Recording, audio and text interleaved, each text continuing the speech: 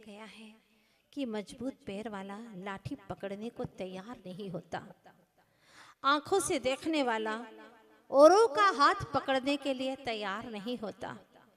बुद्धि का गर्व करने वाला स्वयं के दोष मानने को बिल्कुल तैयार नहीं होता। दूसरे की भूल साबित करने को तैयार रहता है, लेकिन स्वयं की भूल स्वीकार नहीं करता। दुखी होने पर आतुर होता है, पर झुकने को आतुर नहीं होता। झुकने की भावना नहीं होती।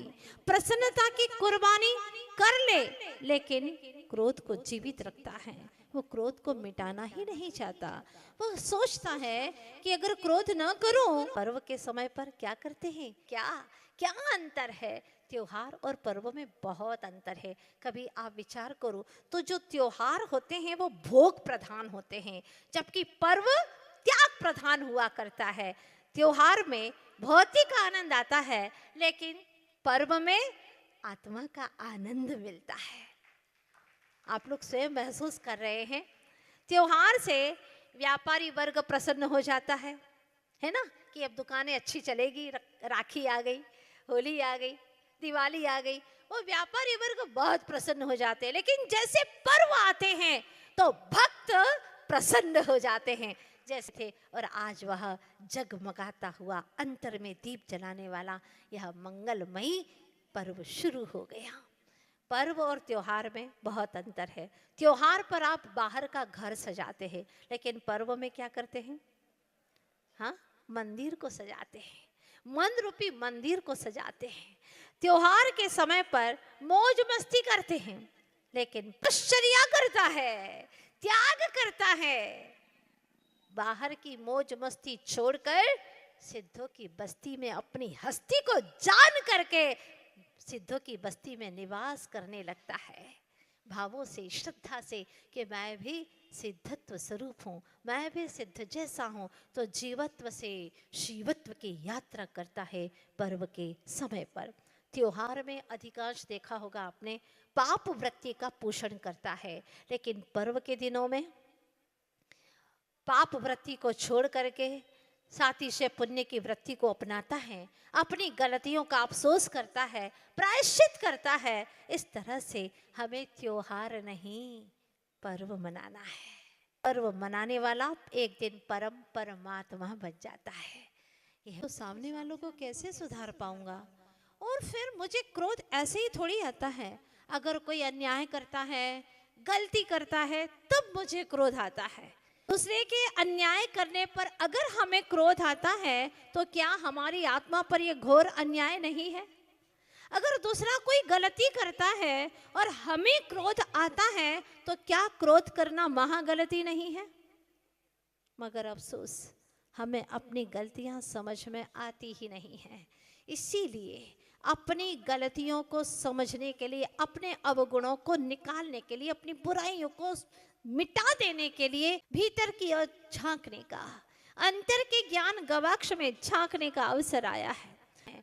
सबसे बड़ा कार्य है अपने आप को पा जाना, अपने अनंत वैभव को देख लेना, उसको दर्शन कर लेना और उसमें रम जाना। ये सबसे बड़ा कार्य है। इसके लिए आचार्य भगवंतों ने 10 लक्षण बताए हैं। जिस प्रकार से मकान तो एक ही होता है, लेकिन उसमें प्रवेश करने के अनेकों द्वार होते हैं। द्वार अनेक है, लेकिन प्रवेश करेगा तो एक ही घर में प्रवेश करेगा ना। उसी प्रकार से लक्षण भले ही भिन्न भिन्न है, लेकिन जब प्रवेश करता है तो वह निज ग्रह में ही प्रवेश करता है। जिस तरह से कक्षा तो एक ही है, लेकिन सेक्शन अलग अलग हो जाते हैं। ठीक उसी प्रकार से धर्म तो एक ही है, जो आत्मा का स्वभाव है, वत्थु सहावो धम्मो, लेकिन उसको भिन्न भिन्न 10 लक्षणों के माध्यम से बताया जा रहा है कि वास्तव में तुम अपने आप को पाना चाहते हो तो कैसे पाओ, कैसे यात्रा करो अपने अंतर जगत में, जिससे तुम्हें चैतन्य भवन में, अपने ज्ञान भवन में निवास करने का शाश्वत काल तक अवसर प्राप्त हो जाए, एक पल के लिए भी तुम्हें दुख ना हो। तो जिस प्रकार से बीज होता है और उसको धरती में डाल देते हैं, तो धरती एक क्षमा का रूप मानी जाती है, सहिष्णुता का प्रतीक मानी जाती है, वह उत्तम क्षमा का रूप है। और फिर जब उस धरती के अंदर बीज को डाला जाता है और वह जितनी जितनी मृदु माटी में घुल मिल जाता है, मिलता चला जाता है, वह बीज अपने कड़ेपन को छोड़ करके मृदु हो जाता है।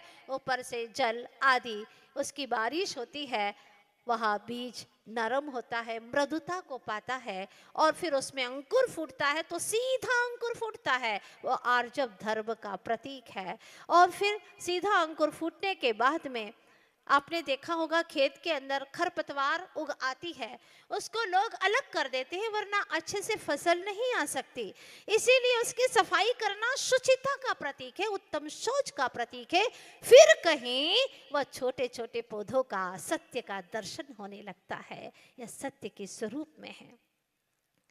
जब वह सत्य रूपी सूरज का दर्शन होने लगता है तो संयम रूपी फूल खिलना प्रारंभ कर देते हैं, और जब फूल आते हैं तो तप का फल भी आता है।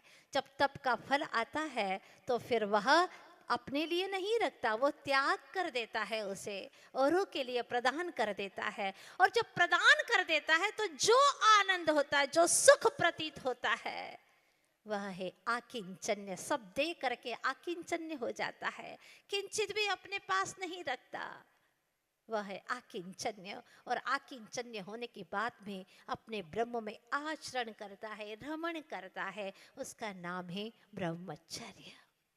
इस प्रकार से दश धर्म का स्वरूप हमारे आचार्य भगवंतों ने हमें बताया है। जिनेंद्र भगवान की वाणी में आया है कि क्षमा का अर्थ, जो क्षमुष धातु से बना है क्षमा शब्द, क्ष यानी गांठ, माँ यानी नहीं, जिसमें गांठ नहीं होती, कोई प्रकार का बंधन नहीं, निर्बंध, कि चित्त में किसी प्रकार की गांठ का न होना ही वास्तव में क्षमा है। भगवान हो सकती है, धन्य है उनकी उत्तम क्षमा को।